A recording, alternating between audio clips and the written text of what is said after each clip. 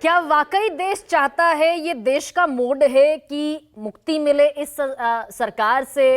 और मैं एक और प्रश्न इसमें जोड़ देती हूं कि भाई इंडिया की सिर फुटअव्वल पर तो हम रोज लेकर बैठ जाते हैं। हम खुद सवाल पूछते हैं, अधीर रंजन चौधरी, ममता बनर्जी, अखिलेश यादव, अरविंद केजरीवाल, भगवंत मान। इस प्रोग्राम की शुरुआत भी मैंने भगवंत मान के बयान से ही की।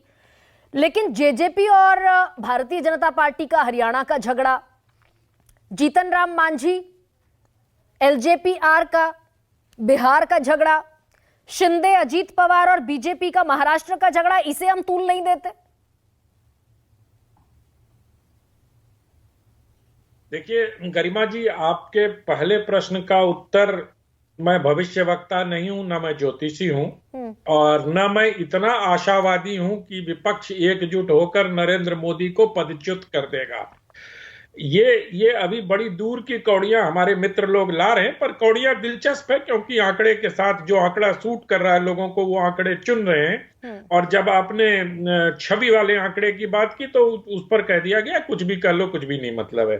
तो खैर, तो मुझे लगता है कि आंकड़े एक ऐसा हथियार होता है जिसका उपयोग हर कोई अपने हक में अलग अलग तरीके से करता है।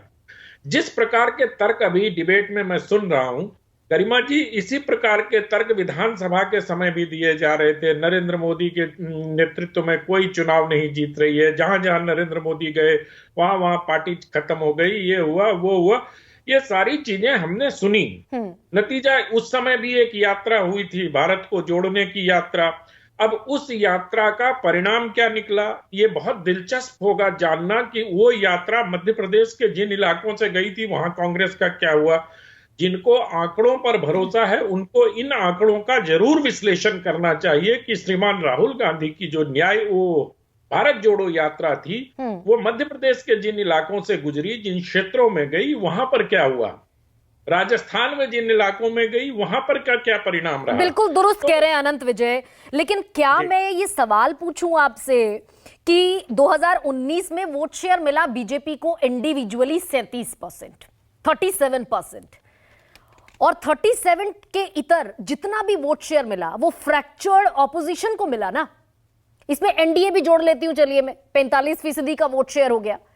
इसके अलावा जो वोट शेयर है 55% का, वो तो विपक्ष का है, वो तो उन पार्टीज का है जो विपक्ष में है, पहली बात। और उन वोटर्स का है जो बीजेपी के और एनडीए के वोटर नहीं है।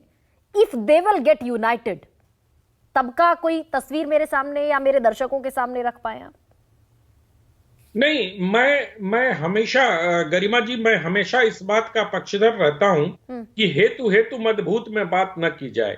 ऐसी स्थितियों की, हम काल्पनिक स्थितियों पर किसी परिणाम की अपेक्षा करें या किसी टिप्पणी की अपेक्षा करें तो मुझे लगता है मुझसे ये नहीं हो पाएगा, क्योंकि मैं जो वस्तु स्थिति सामने दिखती है या जो स्थितियां सामने दिखाई देती हैं, अभी आप सब लोग बहुत मजबूती से बातें कर रहे थे कि कांग्रेस पार्टी ने सारा गठबंधन कर लिया और बहुत आशावादिता दिखाई गई कांग्रेस पार्टी को लेके।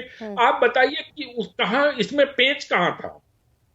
आप अगर जम्मू कश्मीर में आप गठबंधन करना चाहते हैं, क्या पेंच है।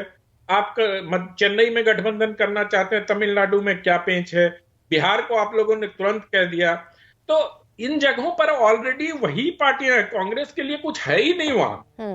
वो तो जितना वो लोग दे देंगे उतने में कांग्रेस को संतोष कर लेना पड़ेगा। लेकिन अनंत विजय, ये भी तो समझना पड़ेगा कि भाई अगर पश्चिम बंगाल का फॉरेन इंस्टेंस में एग्जाम्पल लेती हूं, शायद ज्यादा बेहतर मुझे संजय जी समझा दे।